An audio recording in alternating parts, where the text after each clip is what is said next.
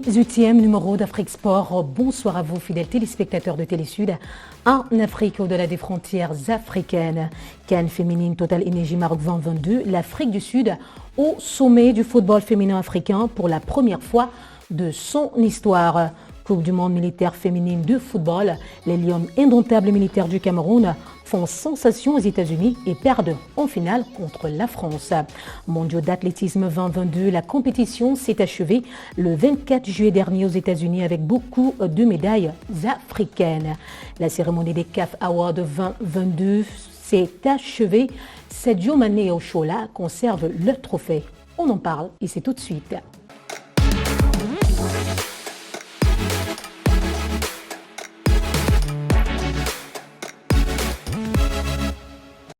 Bonsoir à vous, fidèles téléspectateurs. Le meilleur de l'actualité sportive de l'Afrique, c'est sur Télésud. Bonsoir Jean-Jacques Missi. Bonsoir Marceline, bonsoir Castro et bonsoir à tous les téléspectateurs de Télésud. Bonsoir fidèle Castro. Bonsoir Marceline, bonsoir à Jean-Jacques que je suis très fier de retrouver une nouvelle fois. Bonsoir également à tous nos nombreux téléspectateurs de Télésud.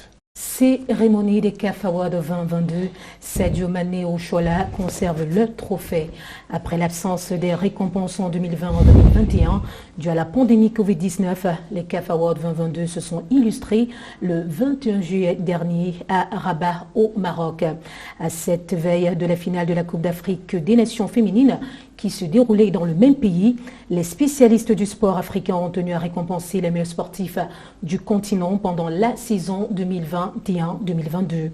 Dans la catégorie joueur masculin de l'année, le Sénégalais Sadio Mané a remporté le trophée. Derrière lui se trouvait son compatriote Edouard Mendy et l'Égyptien Mohamed Salah.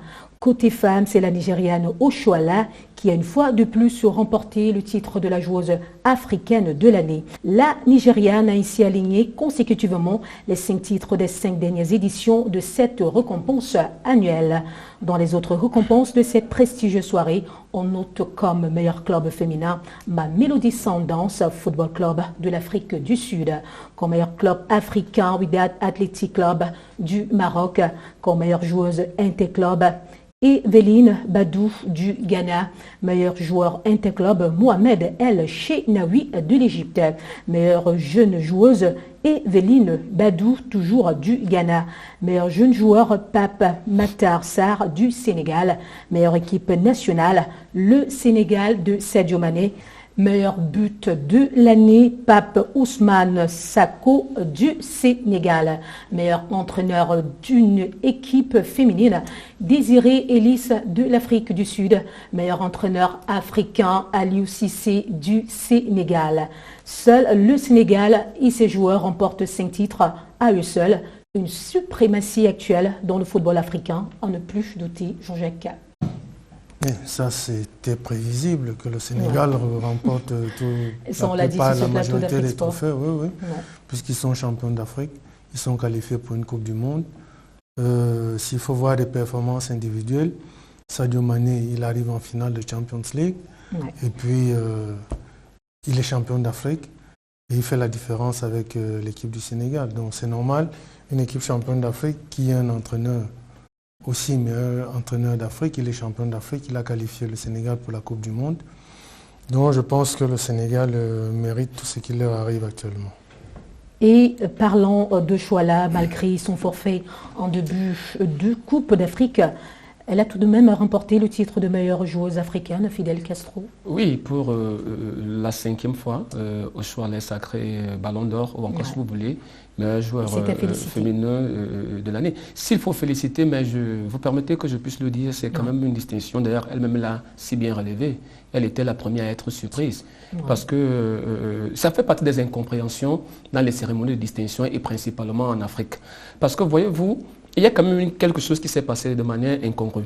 On vous dit que pour le même tableau, on ne remet pas pour la meilleure équipe, simplement parce qu'on attend qu'on va disputer la finale qui allait opposer le Maroc contre l'Afrique du Sud.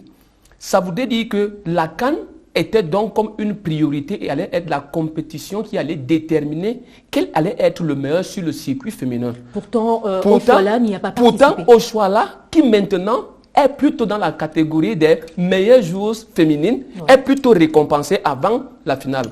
C'est pour dire qu'on ne comprend pas comment cela s'est passé. Si on ne peut pas dire que la meilleure équipe parce qu'on attend la finale, pourquoi consacrer la meilleure joueuse alors que la même finale n'a pas encore eu lieu? Ça veut dire une chose, la Confédération africaine de football n'a pas mis en avance les performances en Afrique et seulement sur le continent africain, mais a plutôt favorisé les performances sur le continent européen. Parce que Aziz Oshoala, elle n'a disputé que 30 minutes durant cette Coupe d'Afrique des Nations. Jusqu'à la finale, elle n'a pas participé. Fidel Castro, si vous me permettez, Jean-Jacques Missy l'a relevé lors de l'édition précédente, que les performances européennes devaient être prises en compte.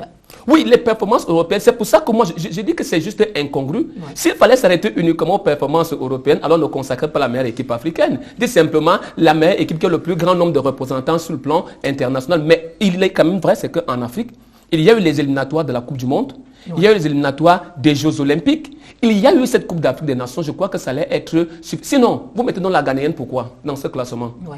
Mais la Ghanéenne n'a joué nulle part que sur le continent africain. Badou. Et vous mettez donc, comment vous l'appelez, Chut Adjara, pourquoi? Oui. Vous n'avez donc qu'à consacrer Oshoala, puisqu'elle a terminé meilleure buteuse de Barcelone, elle a tout gagné avec Barcelone. Vous n'avez qu'à dire que c'est Barcelone qui a été récompensé et non plus le Nigeria. Voilà, Jean-Jacques Missy, quoi qu'on dise, Oshoala est au paroxysme de sa carrière. Il semble y tenir encore longtemps. Oui, c'est gagner 5 ballons d'or, c'est pas évident. C'est pas donné. Et puis ça va aussi, il faut voir le Nigeria avec 11 trophées de Coupe d'Afrique féminine. Ouais. Donc je pense que c'est dans cette lancée qu'elle s'est retrouvée à gagner ses ballons d'or. C'est vrai qu'elle a, c'est toute une équipe derrière elle.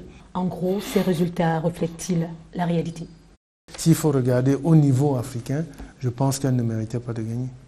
Fidel Castro, ces résultats reflètent-ils la réalité? Oui, de manière générale, sans forcément s'apesantir sur le cas d'Oshoala. Non, dans sa globalité, je crois que les votes ont reflété les performances tant sur le terrain que dans tout ce que l'on a pu voir, parce qu'il fallait être de mauvaise foi pour ne pas voir que le Sénégal mérite, que ce soit de par le travail abattu par son entraîneur Aliou Cissé, que ce soit encore de par Sadio Mané qui, au-delà des performances sur le continent européen, a époustouflé le continent africain. Il a d'ailleurs porté pratiquement à lui seul l'équipe du Sénégal et qui a remporté pour la première fois de son histoire une Coupe d'Afrique des Nations et même qui a remporté, qui est qualifié pour la Coupe du Monde. Mais à côté de ça, vous avez quand même l'entraîneur sud-africaine, Eunice, qui non seulement est d'ailleurs la dernière vainqueur parce que c'est la deuxième fois qu'elle conduit les Banyana dans deux finales. Elle était là en 2018 au Ghana. C'est toujours elle qui est là aujourd'hui en 2022. Ouais.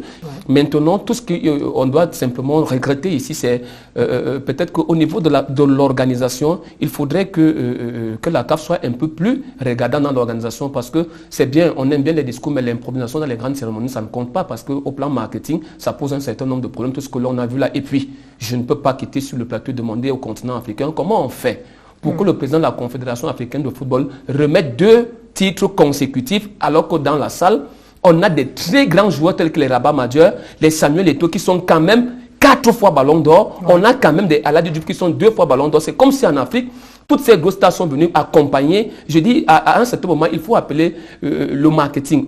On est 7 présidents du comité exécutif de la Confédération africaine de football, mais on ne peut pas remettre 2 trophées consécutifs. C'est dit que où est la place des anciennes gloires du football africain, qu'ils étaient pourtant dans la salle, encore que dans la salle, on est parti de le fourrer dans une foule où personne n'a compris. Je dis sur le plan organisationnel, cette compétition, alors cette cérémonie a bien des choses. Cette organisation. Il y a bien des choses sur le plan organisationnel qui a fauté. Et je pense que la Confédération africaine de football, notamment dans sa commission marketing, devrait revoir cet aspect de l'organisation. Les mondiaux d'athlétisme se sont déroulés du 15 au 24 juillet dernier dans la ville d'Eugene de l'État d'Oregon aux États-Unis. Fortement représentés, les athlètes africains ont, comme par le passé, confirmé le tremplin habituel dans cette discipline. Pour les 100 mètres femmes, la Nigériane Tobi Amusan remporté titre et record du monde en 12 secondes et 6 tierces.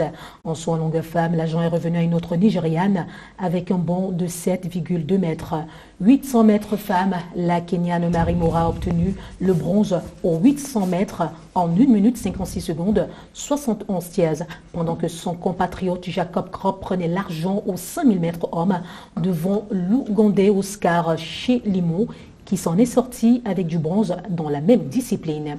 Aux 5000 mètres dames, la médaille d'or est revenue à l'Éthiopienne Gudaf Tsege en 14 minutes 46 secondes 75 tiers. Elle est secondée par la Kenyane Béatrice Chebet, alors qu'une autre Éthiopienne Dawit Signo est sortie troisième avec 14 minutes 47 secondes 36 tiers. L'infatigable Hugues Fabrice Zango s'en sort avec l'argent au triple saut homme avec 17,55 mètres. Aux 800 mètres hommes, le Kenya Emmanuel Kori remporte le titre de champion du monde en 1 minute 43 secondes 71 tiers devant l'Algérien Diamel C. Diati qui a terminé avec 1 minute 44 secondes 14 tiers. Il faut remarquer que c'est principalement l'Afrique de l'Ouest, c'est-à-dire le Nigeria, le Burkina Faso et surtout l'Afrique de l'Est, Kenya, Éthiopie qui s'illustre le plus au tableau de ces médailles. Oui, est-ce que ça surprend? Non, parce que ce sont des pays qui ont mis l'accent sur ces sports-là, dans la formation, les infrastructures. Au niveau des courses de fond, on sait que les Kenyans, les Éthiopiens sont toujours les premiers dans tout le monde, parce qu'ils ont mis de l'accent, ils ont mis les moyens pour ces sports-là. Et les autres sports, on voit le Nigeria, sport de vitesse, où ces athlètes vont faire des stages, s'entraîner aux États-Unis avec les meilleurs du monde, dont à la fin, ils ont les résultats qu'ils méritent. Cette domination de l'Afrique orientale se poursuit avec les 3000 mètres steeple femmes remportées par 2 Éthiopiennes, respectivement en argent et en bronze. Aux 1500 mètres femmes, la Kenyane Faith Kipyegon a gagné en 3h52 minutes 96 secondes, suivie par l'Éthiopienne Gudaf Tsege. Le Marocain El Bakali a pris le dessus aux 3000 mètres steeple homme devant l'Éthiopien La Mucha Girma et le Kenya Conselus Kipruto. Au marathon femmes, succès de l'Éthiopienne Gotitom Gebrselassie avec un temps de 2h18 minutes et 11 secondes devant la Kenyane Judith Korir. Les 10 000 mètres hommes ont été remportés par l'Ougandais Joshua Cheptegei en 27 minutes 27 secondes 43 tiers devant les Kenyans Stanley Bourreau et Jacob Kiplimo.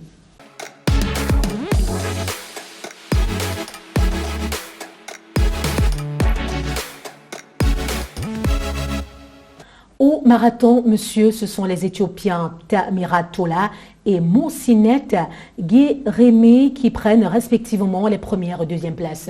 Enfin, aux 10 000 mètres femmes, l'Éthiopienne Letesembet Guidé remporte l'or, suivi de 2 Kenyanes, Hele Obiri et Margaret Chelimo. Belle moisson pour les Kenyans et les Éthiopiens. Quand même, on dirait que le monde d'athlétisme était eux. Fidel Castro.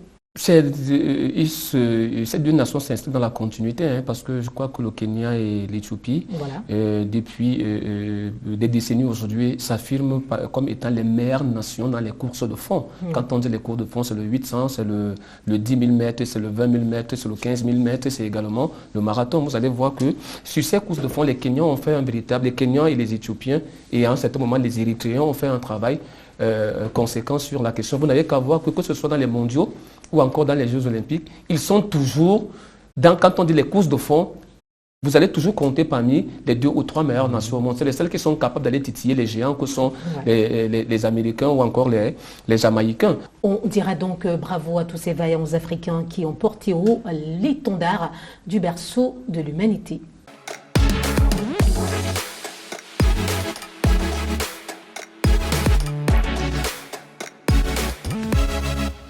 La finale de la Coupe d'Afrique des Nations féminine Total Energy Maroc 2022 s'est jouée samedi 23 juillet. Annoncé pour favori face aux Lions de l'Atlas, les Sud-Africaines ont confirmé ce statut en venant à bout des Lions de l'Atlas sur un score final de 2-0. Dans un match relativement équilibré en possession de balle, 51% Afrique du Sud et 49% côté marocain. La première mi-temps s'est soldée par un score vierge. Dès la 63e minute en seconde période, les efforts des Sud-Africaines se sont vus récompensés par un but de Hilda Magaï qui a fait un doublé. Se sentant menacé en finale devant son public au stade Moulay Abdallah du Rabat, le Maroc, pays hôte de la compétition, réduira le score à la 80e minute par Ossel Ayane. Malheureusement, le score de la partie ne changera plus jusqu'à la fin du temps réglementaire. 2 buts contre 1 restera donc le score de cette finale entre Afrique du Sud et Maroc. Et les Sud-Africaines remportent ce prestigieux trophée après 5 finales perdues auparavant. Question à vous poser, Fidel Castro. C'est une victoire historique pour les Banyana qui ont très longtemps recherché ce trophée. Depuis 1996, si je ne me trompe pas. On arrive enfin parce que cette prononciation nous a tellement tapé que finalement, on arrive enfin. Enfin parce que ça fait quand même longtemps qu'elles étaient attendues, mais qu'elles décevaient toujours. Enfin parce que ça faisait longtemps qu'on en avait marre, si je peux le mettre entre guillemets, de la suprématie ou encore de l'ultra-suprématie des Super Falcons du Nigeria. On a une équipe qui viennent de disputer 2 finales consécutives et qui viennent de remporter cette finale. Est-ce que ce n'est pas l'histoire qui a récompensé les Sud-Africains dans cette finale? On a vu le cours du match assez palpitant, surtout dans les 25 premières minutes, dernières minutes, je voulais dire, où les Marocaines se sont montrées très dangereuses. On aurait même envisagé une égalisation marocaine. Oui, on peut dire que l'histoire a donné raison. L'histoire a donné raison simplement parce que ça fait longtemps qu'elles ont trébuché, ça fait longtemps qu'elles ont combattu. Mais en face, on avait quand même une équipe marocaine qui avait de l'envie, qui jouait à domicile, qui a pratiqué l'un des meilleurs, pour ne pas dire le plus beau football au cours de cette compétition. Mais moi, je dis chapeau à cette équipe sud-africaine qui mérite son trophée, même si le Maroc aurait également mérité d'être sacré. Mais je pense que l'histoire a bien voulu que ce soit les anciens candidats qui puissent avoir un peu raison. Avant de revenir à vous, Jean-Jacques Missi, nous vous proposons cet extrait de la capitaine de l'équipe des Banyana. C'est incroyable, ça m'a pris tellement de temps pour obtenir cette médaille. C'est ma 7e participation à la Coupe d'Afrique et ma première médaille d'or. Je suis encore sous le choc. Le Maroc qui finit cette compétition tête haute, car personne n'attendait les Marocaines à ce niveau de la compétition. Jean-Jacques Missi, on les voyait plus en demi-finale qu'en finale. Oui, pour ceux qui connaissent le travail de Ronald Pedros depuis qu'il est arrivé au Maroc, moi je m'y attendais. Je m'y attendais parce que c'est l'équipe qui a pratiqué le meilleur football et ça s'est vu. Mais ici, elles ont commencé cette finale avec beaucoup de pression parce que quand on organise une compétition, surtout à domicile, c'est pas évident. Il y a toujours cette pression. Mais ici, les Sud-Africains ont marqué. Mais ce qui m'a déçu un peu des Sud-Africaines, c'est dans les 10 dernières minutes, quand ils ont pris le but, elles n'ont plus joué. Elles n'ont plus joué, c'était des dégagements. Et puis c'est dommage pour les Marocaines qui, à ce moment, leur temps fort, elles n'ont pas pu marquer le deuxième pour aller aux prolongations. Mais sinon, je pense qu'on a assisté à une très belle finale entre le Maroc et l'Afrique du Sud. Ensemble, suivons cet extrait de Roland Pedros à la fin de cette compétition. Je pense qu'on a eu affaire déjà à une équipe qui était meilleure que nous, plus fraîche. Et puis on a lutté, on a bataillé, on a fait notre maximum. Puis on s'est donné un petit espoir en revenant à 2-1, en mettant un peu plus de folie dans notre jeu. Et puis ça n'a pas suffi, mais quand on regarde le parcours fait par ce groupe depuis un an, un peu plus d'un an, ouais, c'est très sincèrement, le mot qui ressort, c'est fierté. Ouais. Ronald Pedros, c'est assez clair quand on observe le parcours des Marocaines. Un seul mot, fierté, Fidel Castro. Oui, je pense que le technicien français a tout à fait raison. On a de quoi être fier lorsqu'on regarde le parcours de cette équipe qui, je le dis encore, en 2018, n'était pas attendue à ce niveau de la compétition. Donc, il a raison. Fierté pour lui, fierté pour ces jeunes filles et qui ont surtout de l'avenir parce que... Vous savez, au début, moi, j'avais dit j'attendais cette équipe marocaine dans le carré d'as parce que je l'ai vu travailler. J'ai vu la vision qui était celle non seulement de la Fédération royale marocaine, mais également de l'entraîneur. Maintenant, il y a de quoi être optimiste pour la suite de de la compétition parce qu'il faudra le dire, elles sont qualifiées directement pour la Coupe du Monde. Voilà, les deux équipes sont donc qualifiées pour la Coupe du Monde 2023 en Australie et en Nouvelle-Zélande. Au vu de leurs prestations lors de cette CAN, comment ressentez-vous l'avenir de ces deux nations en Coupe du Monde, Jean-Jacques Missé? Non, il faut qu'elles continuent. Il faut qu'elles continuent à travailler. Ouais. Je pense que ce n'est que le travail et puis je crois l'entente et surtout les entraîneurs qui ont un plan de jeu par rapport à ce qu'ils veulent faire. Je pense qu'ils vont recruter d'autres joueurs, peut-être c'est pas les mêmes où il y aura peut-être 2-3 nouvelles joueuses qui vont arriver dans les effectifs, donc pour compléter leur plan de jeu. Parce que c'est ce que je dis souvent, il faut recruter les joueurs en fonction du plan de jeu qu'on met, surtout en équipe nationale. Voilà. Au-delà du jeu, on a assisté à une organisation de Coupe d'Afrique très bien synchronisée. Rien qu'à voir les images qui vous sont proposées actuellement avec une population marocaine qui, surtout au second tour, se rendait au stade Fidel Castro, même quand ce n'était pas le pays hôte qui jouait. Quelle note pouvez-vous donner à cette organisation du Royaume chérifien? Bien, sur le plan de la tenue de la compétition, je pense que les stades étaient prêts. En matière d'infrastructures, le Royaume chérifien, c'est un secret populationnel. Ils ont proposé quand même des infrastructures de haute qualité qui n'avaient rien à envier par rapport aux compétitions masculines. Maintenant, sur la question de l'arbitrage, je pense que c'est la première fois que pour une CAN féminine, il y a eu introduction de la VAR. Donc, au moins, chapeau pour mes amis de la Confédération africaine de football. Et on poursuit, parlons de match de classement 3e place. À la veille de la finale, c'est donc joué le match de classement pour la 3e place entre le Nigeria et la Zambie. La surprise est venue de la Zambie qui a empêché aux Super Falcons de monter sur une marche du podium. En effet, dans un match pourtant dominé par les Nigérianes, 60% de possession de balle au stade Mohamed V de Rabat. C'est la formation zambienne qui a su préparer l'ouverture du score à la 29e minute grâce à une erreur de la gardienne nigériane sous la pression d'attaque zambienne. Malgré tout effort nigérian, le score de la partie ne changera pas jusqu'au terme du temps additionnel. Les Super Falcons occuperont donc la 4e place au classement général, comme en 2012 en Guinée équatoriale. Question à vous poser, Jean-Jacques Missé. Les Zambiennes, 3e au podium après 4 participations en phase finale de la Coupe d'Afrique des Nations. Une nette progression de cette équipe qui ira en Coupe du Monde. Ça se voit sur le terrain. C'est pas une surprise, en tout cas, pour ceux qui suivent le football féminin zambien. C'est pas une surprise. Donc, elle progresse au fur et à mesure. Et puis, 2 fois battre le Nigeria dans la même compétition. Moi, je pense qu'il y a un plan de jeu. Quand on les voit jouer, il y a un plan de jeu. Et ça, elle ne change pas. On défend tous ensemble. Et puis, comme on a des filles rapides devant, on va en contre-attaque.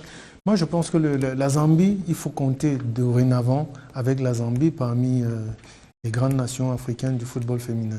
Pour moi, ce n'est pas une surprise. Une déception pour le Nigeria, Fidel Castro?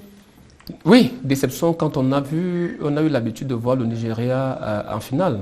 Et finir 4e, c'est une grande déception. Maintenant, il va falloir aussi dire que c'était une équipe assez vieillissante. Les Perpetual Okocha qui sont partis, les Oshuala qui n'a pas pu disputer cette compétition. C'était un Nigeria amoindri qui a quand même tenu sa place de favori. Maintenant, l'essentiel est sauf. Ils sont qualifiés pour la Coupe du Monde. Il va donc falloir maintenant se préparer. Coupe du monde militaire féminine de football. Les Lions indomptables du Cameroun perdent en finale contre la France.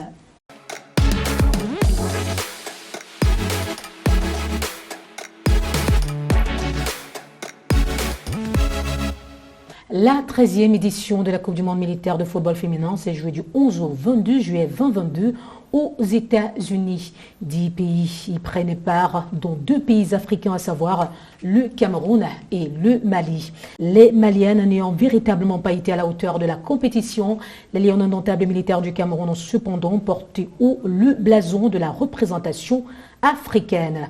Dans la poule A où se trouvait le Cameroun, les joueuses de Mike Ndoumou ont gagné les États-Unis, pays hôte, sur un score de 2-1 au premier match, ont dominé l'Irlande 12-0 au deuxième match, ont vaincu l'Allemagne 3-0 et ont remporté au 4e match face à la Belgique. Classé premier du groupe A, le Cameroun a rencontré en finale la France, également première du groupe B. Dans un match âprement discuté avec une qualité physique camerounaise et très appréciée, c'est effectivement les Lions militaires qui ouvrent le score à la 24e minute. et vont à la mi-temps en menant 1-0. Au retour, les Françaises égaliseront au début de la seconde période et saliront le score à la 15e minute. Par un coup franc occasionné par la gardienne camerounaise qui a d'ailleurs écopé d'un carton rouge pour avoir touché le ballon de la main hors de la surface de réparation. Les Camerounaises s'inclineront donc devant la France sur un score de 1-2. Un parcours à féliciter pour les Lions militaires du Cameroun.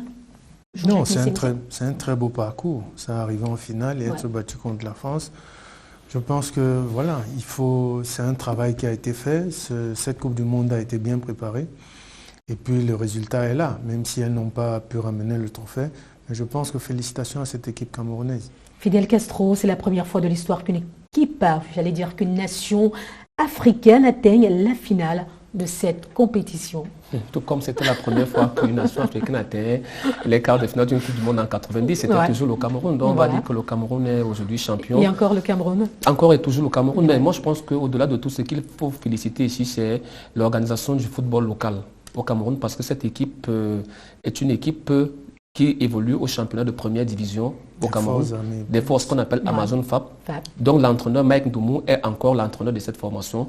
Donc je pense que si une équipe qui joue à la Guinée Super League au Cameroun arrive à battre des équipes telles que les États-Unis, qui ont un championnat, on va vous dire militaire, mais c'est des choses qui jouent un championnat très élevé, je pense que c'est un mérite pour l'équipe, mais également une félicitation pour la Ligue de football féminin du Cameroun qui est là et en train de récolter les premiers fruits. Maintenant, reste simplement à optimiser tout cela.